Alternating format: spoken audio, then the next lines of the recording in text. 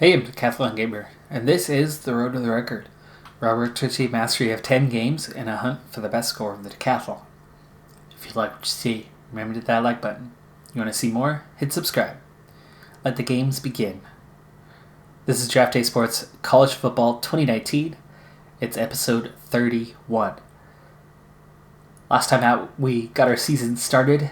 We opened the season with a big win against the Idaho Vandals, 32-3.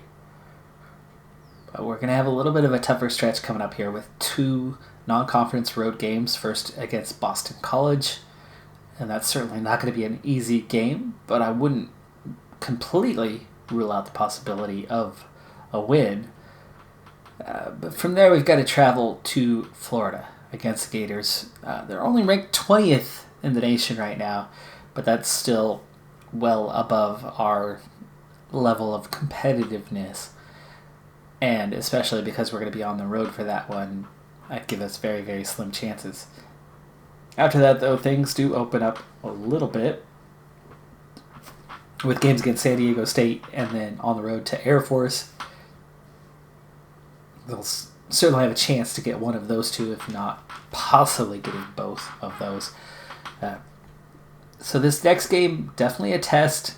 I think it should be a competitive game, but I'm not expecting fireworks from the team. We're only going to watch just a little bit of it. I'm actually hoping to get through at least a few games in this episode as we kind of make our push into the mid-season. So, like I said, we're only going to watch just a little bit here, but we'll at least get a feel for the game before simming to the end of this one.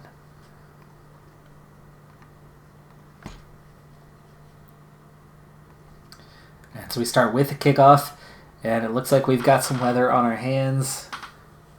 Looks like a rainy day here at Boston College. Kickoff, not a terribly good one, and actually a really good return. It doesn't get into the end zone. They're going to take it 38 yards. At Boston College, it opens the game with really good field position from their own 42, but on first down, they go absolutely nowhere as Tracy brings them down at the line of scrimmage, and it's second down. They're going to run again. They've definitely got some blockers, but we are going to get some penetration into the backs behind the line of scrimmage and actually bring them down for a loss of yardage, and it's third and long, and we're going to get a sack on third down. What a great drive to open for our defense. Claudio Meyer with the sack. That is our strong safety. At a really short punt, and Bentley even manages to get a return. And we're going to start with great field position here from our own 43. What a turn of events after the opening kick looked a little bit weak. We're going to open up with a play for the fullback, Collins, and he only gets a short gain. And then sweep to the outside. You love those little bubble screens when they work, but that one does not, and it's 3rd and 10. And we're going to put it on the ground. And Kirkwood only gets 2 yards, so we're going to end up with a 3 and out from our own 45. So offense, questionable play calls to start putting the ball in the hands of our fullback. And I like the bubble screen call, but then 3rd and long going for it there. We're going to end up with the touchback on the punt, and from first down, they're going to find a little bit of space, but quickly covered by Bills. Bills makes the tackle, and they pick up 8 yards on that play. On this one, the fullback is going to make the catch in traffic, and Bonner, called for an unsportsmanlike, is going to add a lot of yardage onto the end of that one. Good blocking here by Boston College. Decent tackling. Bills is going to bring him down for a 5-yard gain. Bills is getting his name on the score sheet quite a bit here early on. That time the quarterback sprint right goes nowhere. Defense all over that. He was actually lucky to get back to the line of scrimmage. You can see the defensive line is definitely getting some penetration on the offensive line. There will be some sacks today. That one is complete, and it's just long enough for a first down. And wide open. That was a big blitz. The whole linebacker package all taking off up the middle. Bills again with another tackle. Good play by the defense this time. Ham, tackle for a loss, 1 yard loss. Again, penetration into the backfield and an illegal block below the waist. It would have been for a yard or two lost anyway, but it's going to go for 2nd and 21. This time the option left goes really well for him, though.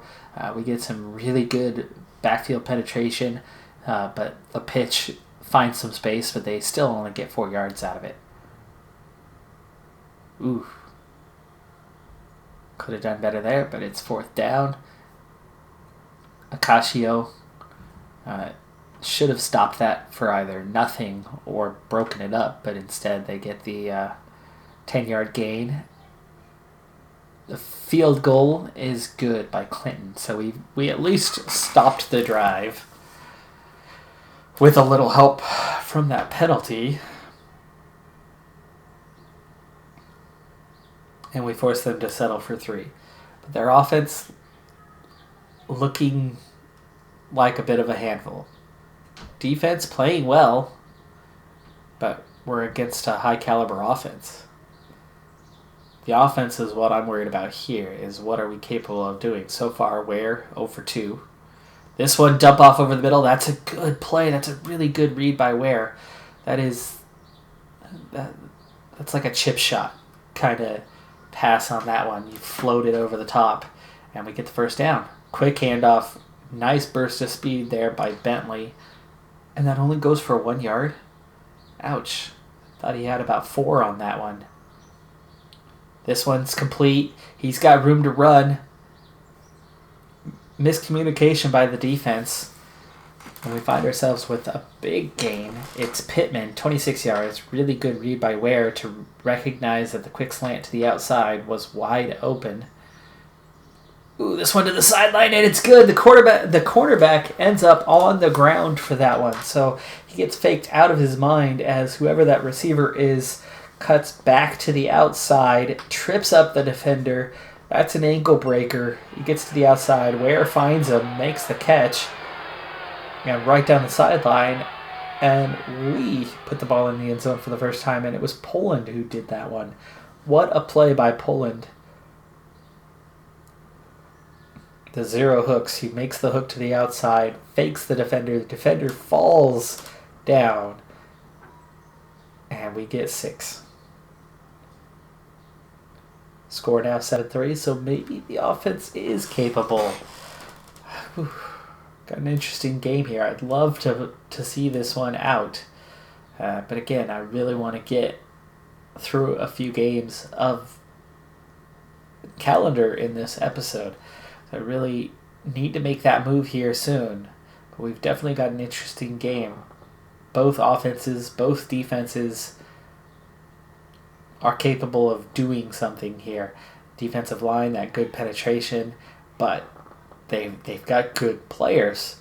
And they're 5 for 5. Diaz is 5 for 5 for 47 yards right now. So as much as the defense gets backfield penetration and brings them down for a 3-yard loss on that one,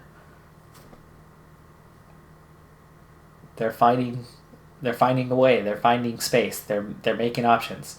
That one, well defended. He's got 2 blockers, and he only gains 3 yards. 3rd and 10. This option right, a lot of great backfield penetration that time, and it's going to be a 5-yard loss on the play, and a 3-and-out with a net loss of 5 yards on that drive. Big punt that time. Bentley, no return. It's 61 yards. Ball down to the 10-yard line. They get good backfield penetration, but Kirkwood makes a really good move to avoid the first tackle, but then, of course, there's an onslaught of defenders after that. He gets back to the line of scrimmage, but on 2nd down, Ware makes a good play under duress, completes it to Wilkins, and Wilkins is going to gain 14 for the first down. The first quarter is already coming to an end. Bentley short gain this time. Like I said, we've got a really balanced game here as the second quarter gets started. Illegal formation, teeter in the wrong placement.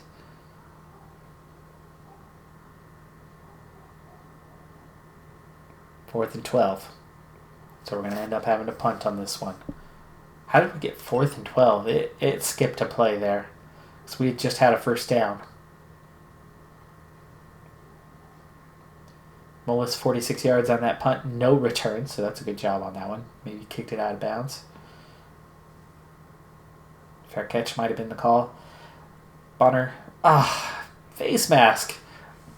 Moves him already to midfield after just one play. Can't afford those kind of plays. 3-yard gain, Ham with the tackle. We definitely have the advantage in yardage so far. 3rd and 7. This might be the last play we watch. Going to drop back to pass. It's going to be... No! Intercepted! Intercepted! He's able to get a few yards after the catch, but that is Wyman with his first interception. And we're going to start from about the 50. I did say that was going to be the last play. So let's go ahead and CPU finish. We got ourselves a game here, though, for sure. It does end up close in the end, but it results in a win on the road at Boston College, 20-14. Ware 15 for 27, 218 yards, a touchdown, an interception. Kirkwood 81 yards on 20 carries. That's 4 yards per carry. Romero for Boston College ends up the top receiver. Balanced game, tight game. Boston College coming back a little bit in the 4th. They did not have a touchdown until the 4th. It looks like they went for 2, which at the time would have cut it to a 3-point game. It did. We got a field goal with 13 seconds remaining. So that score came with 5 minutes left in the game. It was still a game to that point. I mean, it was only an 11-point lead. With a 2-point conversion, it cut it to 3 with 5 minutes left. But we saw the game out in the final 5 minutes. In the final seconds, a field goal stretched it to a 6-point lead. Only 14 first downs for us, only 12 for them. They were at least 8 of 18 on 3rd down. We were just 4 of 14. Yardage ended up extremely similar. And in both respects. I mean, we were only plus 8 yards overall, plus 4 passing, meaning we were plus 4 rushing. 6 fewer attempts, 8 fewer completions. But a yard per pass was better. We had 2 more rushing attempts for the 4 yards that we got, so yards per rush was almost exactly the same. Penalties was only almost exactly the same. One difference is the turnovers. They were intercepted twice. Us just once. They had more minutes, but that doesn't amount to anything. It was a very close game, a very balanced game. Diaz, no touchdowns, but 2 interceptions, a 112 rating. Ware, 2 touchdowns and an interception, netted a 140 rating. Yardage was ultimately the same, so the real difference was the end zone versus turnovers. Kirkwood, bulk of the carries. Bentley struggled today, just 2.2 per carry.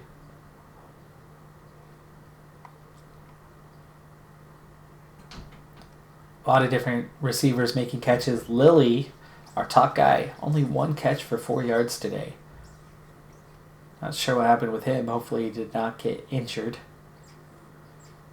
Clark, perfect on 2 attempts. They had to go from much further out and just 2 for 4. So Clinton, that hurt. We won by 6 points. That's 2 field goals. Defense, bend but don't break, forcing 4 field goal attempts. Only 5 points, 5 punts versus our 9. So, in a lot of respects, Boston College should have done more than they did, but they weren't able to.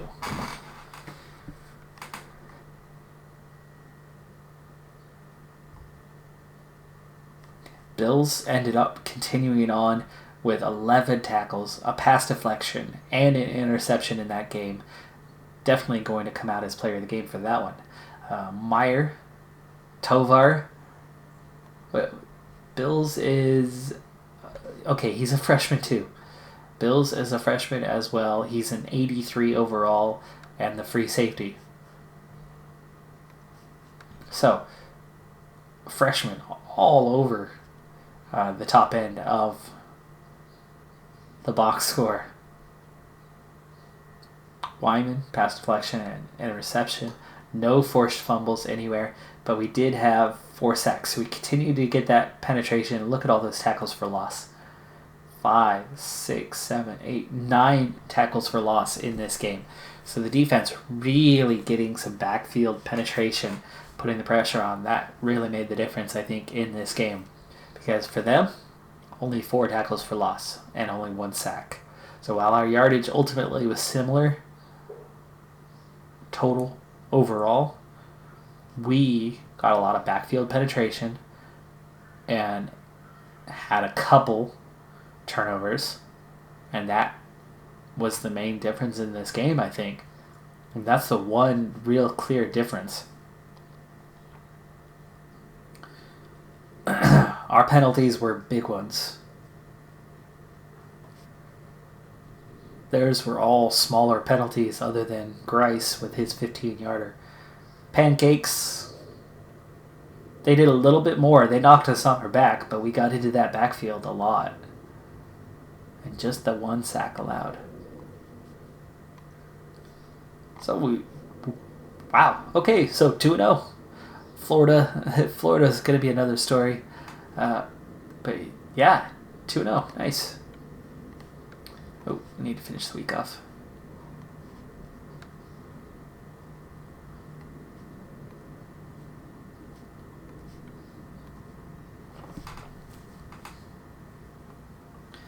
Boise State, difficult second game of the season for them as they're going to take on the Georgia Bulldogs in their opener.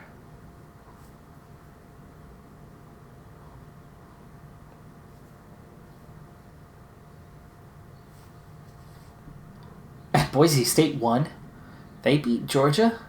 Whoa. Whoa. What was the score?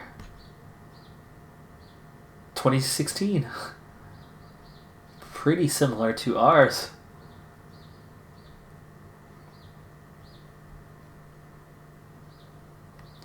Bama barely beating Cincinnati. Notre Dame, typical Notre Dame style. No, I don't mean by winning big. I mean by playing FAU. Really? Who plays FAU? Jeez.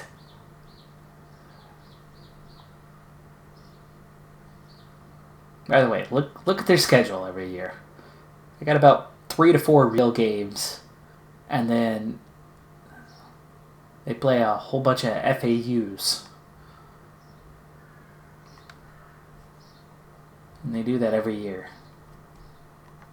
Welcome to the world of being a team that doesn't play at a conference, but has a big TV contract. They can recruit, but then they play who they want to play. Okay, recruiting summary. Puckett gone to Oregon. I don't know if that was one of the ones I just picked up. It's not, because I went after offensive players this week, so that was one of those first guys. Only one going after, and fantastic potential for Roberts. Please, oh please. I doubt it's going to last for the season, but that would be awesome. We're still the only one going after Slocum. And Cave. And Martinez. So all 4 of those, at least, still available for now. What's going on? Really? Only 4 players improve. We're 2-0. We come off a big victory and only 4 players improve.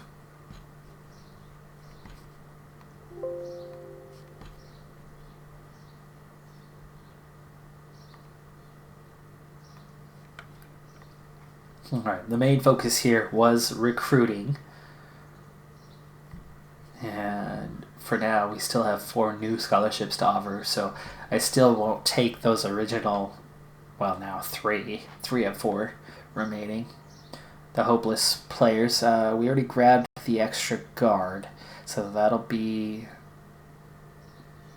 Well, I think we're still going to wait another week. We're going to end up sticking with just a couple scouting points on him this week, and we'll go with... we have a tackle. 2 tackles. We're going for 2 tackles and 2 guards this season, as the line, you can see, was still a little bit off.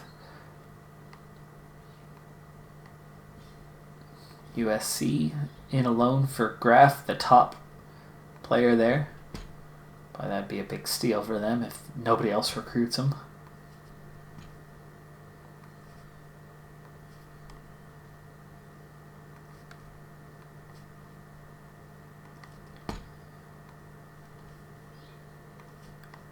So this season, we're not even getting a whiff of 5-star guys. We're going straight down to the 4-star guys. And actually going quite a ways down that list. Bobby Ridley, first one available from Aurora, Colorado.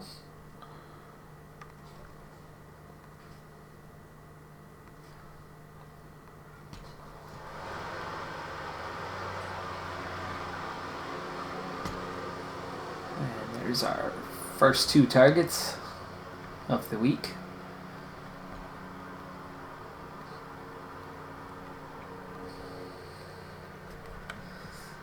And then we'll get 2 more in. Onto the defense from there. That's all of our offensive guys to go after. So we jump all the way down to defensive tackle now.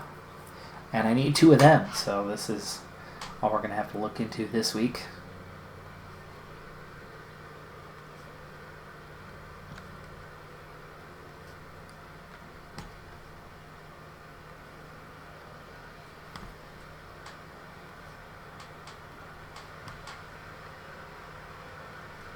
There's our first one.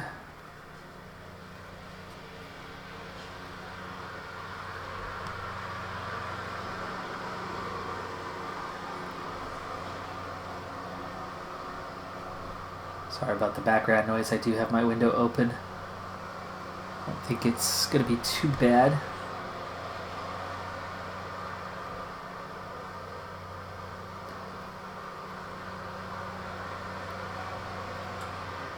The microphone does a pretty good job of drowning that kind of noise out.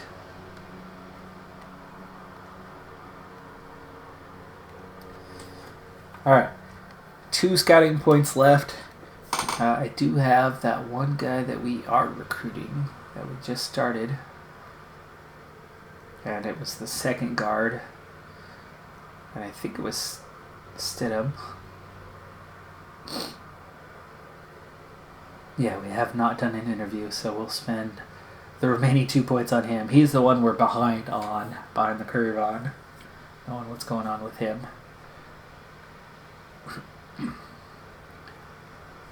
But that takes care of recruiting for this week.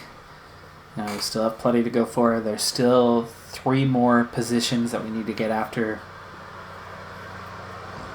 And those original 3... those will get dropped next week to make way for 3 new players, which will be defensive end, a linebacker, and a cornerback. Now, this week, we're going to push right through. We've got no chance against Florida. We're not going to waste our time with that. They're ranked number 21 in the nation. We are on the road. If we win this, it would be a bloody miracle, and if we win that, I would fully believe that we should win the conference this year, and then we'll have a very different strategy from this point forward in the season if we're suddenly that good. But last year we were a 6-6 team, and this year we're slightly better. Slightly better does not mean 12-0. Slightly better is, 7-5. Maybe 8-4 would be asking a lot. 6-6 could still possibly be a slightly better team than the 6-6 team of a year ago. So we're going to go ahead and sim the full week. 10% chance of rain in this one, but it's 81 and windy. That is your coastal Florida Gulf Coast type weather right there. Hot, but raining. I live in the Northwest, and one of the chief complaints is, it rains. And then everybody's like, but it's so beautiful. And yes, we lost. We're 2-1. But it rains so much. It does rain. And I'm not saying that it doesn't. 44-7. Ouch. Ouch. I was hoping we wouldn't get blown out. But where? Actually, 14 of 23. 200 yards. 1-1. That's not bad. That's not bad. But the scoreline, kind of bad.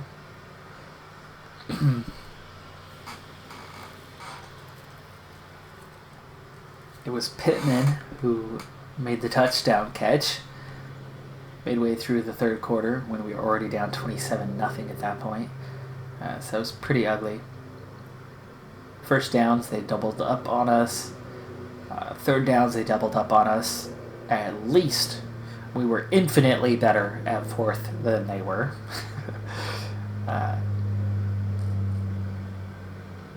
Yardage, they more than doubled up on us. 305 yards on the ground. Ouch. 6 yards per carry. Ouch. So as much as we are better, we're not. Turnovers were 2-2, and they had 4 fumbles, but only lost 1. They were a little bit lucky in that regard, or a lot lucky. Ware still had about a 140 rating. Of course, they went to their backups. Finley, the starter, 20 attempts, 113 yards, 1 touchdown.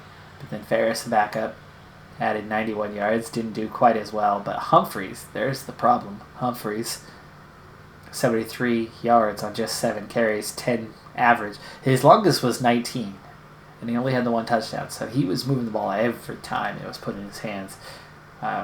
We had no answer for Humphreys. In 88 overall, a sophomore with 94 speed.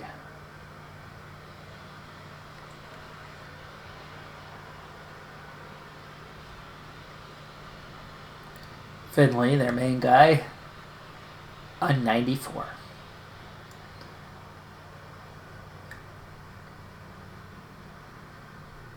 Bentley. Ooh, what happened? Kirkwood, only 1 attempt in the whole game with a dislocated finger. Awesome. So his very first play of the game, he's taken out of the game. Bentley, true freshman, it's not much of a drop-off. I mean, we're talking an 85 versus an 86, but that really takes out our depth, and he's still learning his position. So that hurts. That hurts a lot. And you can take that literally as well, as I'm sure Kirkwood's finger hurts a lot.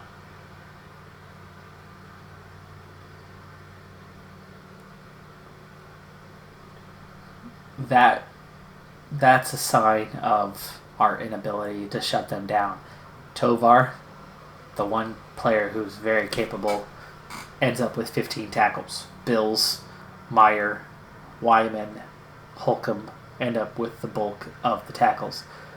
Bills with a forced fumble. Holcomb had 2. Ham had 1, and he recovered it. Dexter, the only one with any pass deflections, and also the only one with an interception.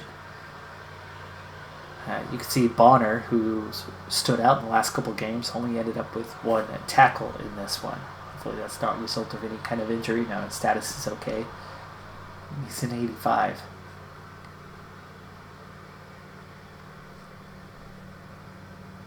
The lack of other players getting involved is a real sign.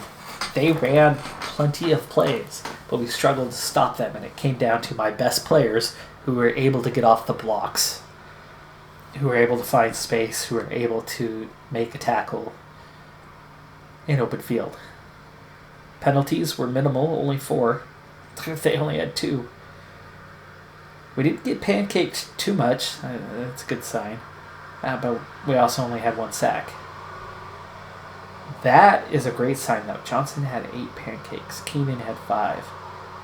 And we had just a few. Teeter, you could see Teeter struggled. He was out of his depth. 1 sack allowed, no pancakes on the day. Sheridan 1-1. So you could see the defense was the one who was a bit overmatched. The offense, they kind of did. I mean, it wasn't the worst performance despite only having 7. They had some yardage. They moved it a little bit. They were overmatched, but they weren't horribly overmatched. The defense was. The defense was completely out of their element.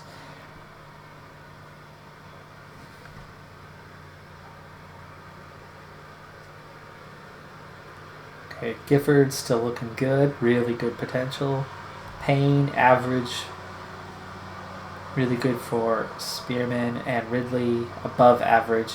And all of them still available. So we're still looking good in those areas. A little better on the training this week.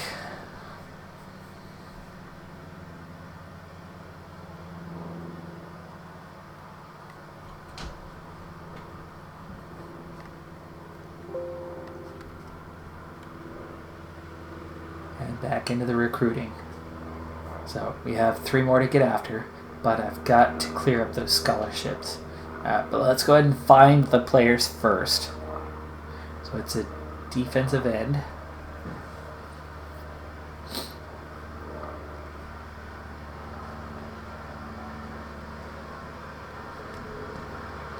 Ooh, there's the first hint of a 5-star player that's not got anyone going after them. Well, I only need 1. We've already got 1. Let's move on. Linebacker. Whoa, and another. Oh, no. His rank is higher, but he's only 4-star. That's the first time I've seen that. And they're not going after him, so let's take him. And finally, a corner.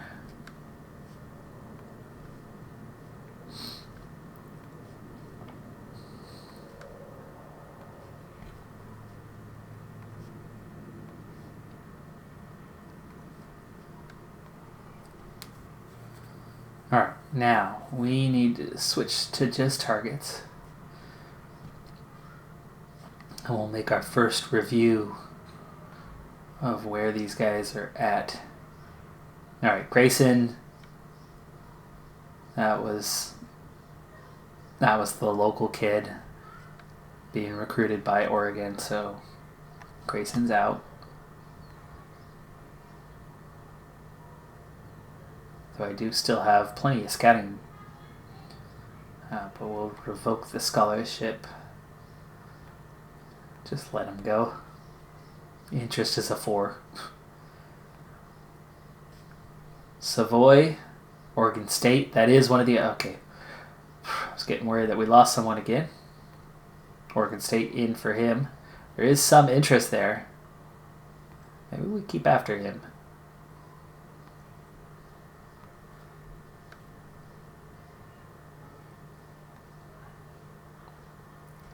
And there's the other one.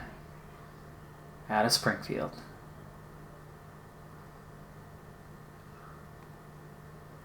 Fun fact for you. We'll go back in there for a second. So Springfield, Oregon is essentially the same city as Eugene. Essentially. They are right on the opposite sides of I-5. So I-5 is the divide between Eugene and Springfield. University of Oregon is in Eugene, really, really close to where I-5 is. So Springfield right on the other side. Now, I went to school there for 6 years, and I moved 4 different times, and one of the places I lived in was in Springfield. Now, here's the thing about Springfield, and Eugene for that matter. Matt Groening the creator of The Simpsons, the creator of Futurama. Matt Groening is from Portland, went to University of Oregon, and the little known fact is The Simpsons' origins. They live in Springfield, right? And everybody's talked about what's the real Springfield. And they did this contest when the Simpsons movie came out years ago. And the truth of the matter is, Matt Groening, when he came up with the show, when he came up for the concept, it's been quiet, it's been subtle, it wasn't totally out there. So it's not super well known. But the origins, the characters are all based on real people. The Simpsons family is based on his family, Matt Groening's family.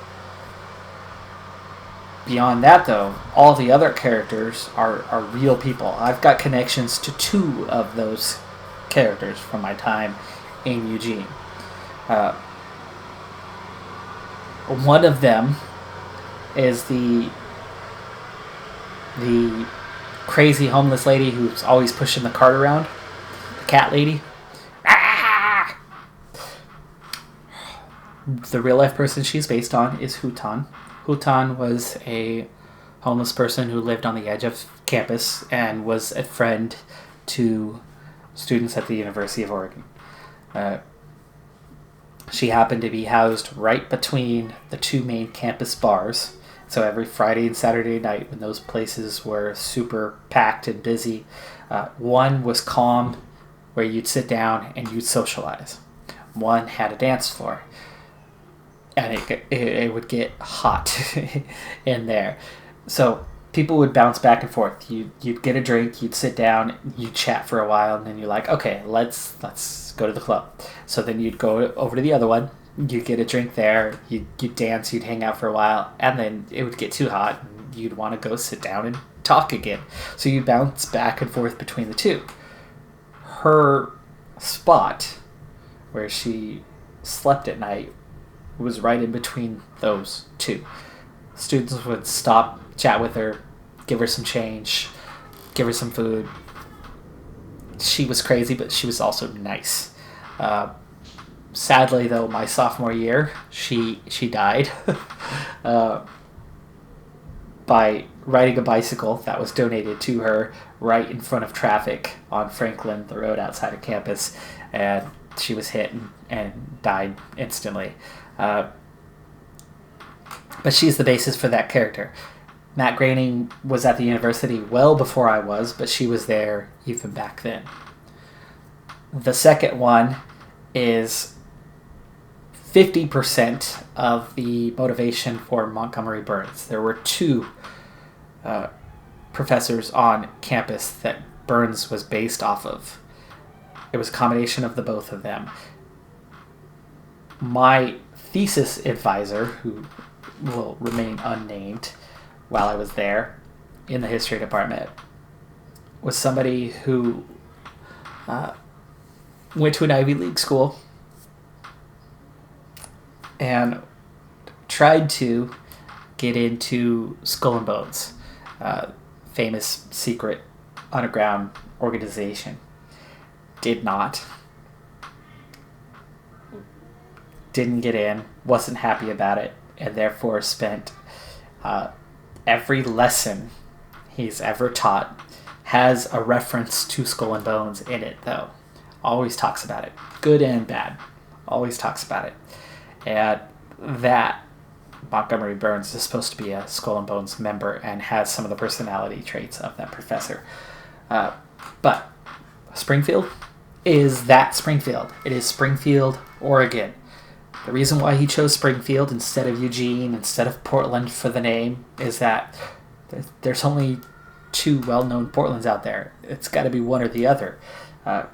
Eugene, there's only a couple cities named Eugene out there. You would know which one it is, and then you would identify The Simpsons with Oregon. There are, if I remember correctly off the top of my head, there are 26 Springfields in the United States. So half the states have a Springfield. And you're almost guaranteed to have a Springfield nearby. It is a generic name that exists. None of the Springfields are considerably larger cities. They're not super well known. There's a bunch of tiny Springfields, but there's also a bunch of medium-sized towns or cities named Springfield across the country. So it's something that a lot of people could identify, and it was easy to pick out. But that's the real one.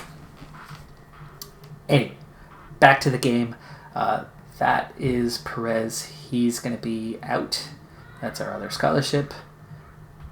Interest is pretty low, so we're going to just wipe that out. Find the guys that are new. And they're the ones we're not recruiting right now. And that is these three. So we're going to put in the points. Put in the points. Offer. Schedule. Points. Points. Offer. Schedule.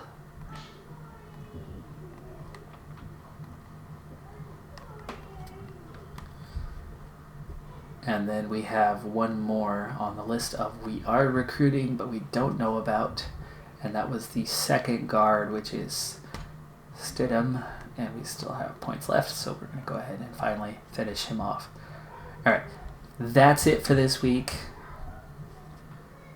And we are 2-1. We've got San Diego State up next.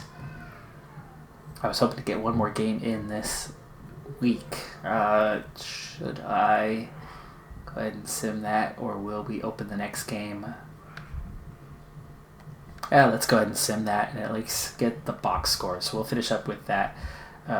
So we're going to sim the week, and we'll go back and check our box score for the San Diego State game. We did beat San Diego State last season, and we are at home. I would hope we can come away with a win on this one. But we do not. We do not. San Diego State, with what you've got to say is a little bit of an upset. Close game, 23-17. That's not good. That is not good. I really thought we would come away with a win on this one, but we do not. Come from behind, we were down 20-10 and then 23-10. We do get a final touchdown of the game, but it's the final minute. A little late for that. Pretty balanced first downs. Third down efficiency, we were 2 for 2 on fourth. They got 436 yards, we had 300. That's the difference this time. We struggled on the ground, only 125 yards. I wonder, no, Kirkwood did not play. So Bentley played and only got 2.5 yards per carry. So Kirkwood was sorely missed in this game. Lilly steps back up this time with 4 catches. But not a lot of yardage. We only had a single field goal attempt. They had 4 and went 3 for 4.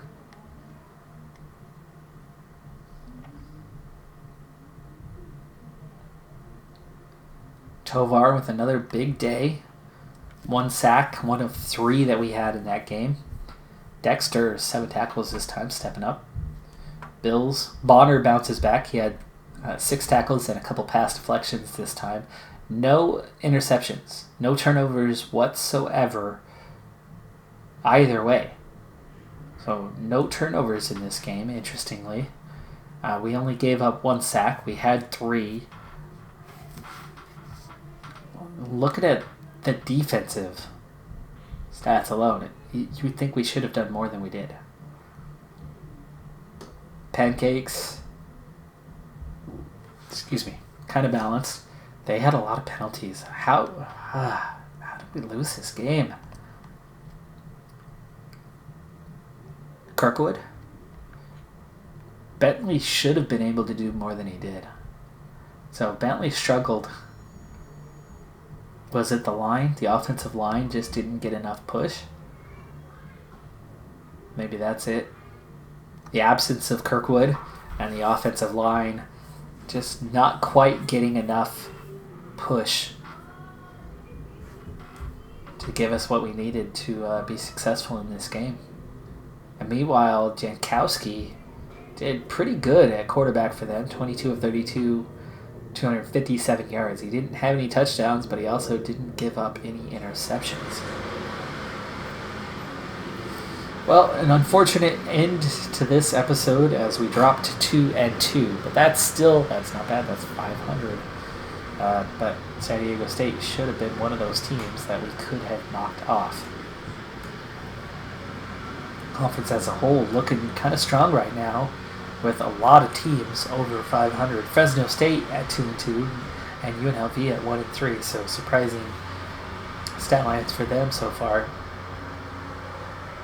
New Mexico 0-4, Utah State, Air Force, all on the weaker side. Boise State, the only team. So the Mountain Division looking pretty vulnerable right now, while the West Division is looking fairly strong. Air Force will be our next game. They are just 1-3. That is our next best opportunity to regain some momentum for this season. That's going to do it for this episode. I'm Decathlon Gamer. And remember, I'm aiming for the best of the best. So if you're ready to join me on my journey, hit subscribe. And tune in next time on my Road to the Record. Bye for now.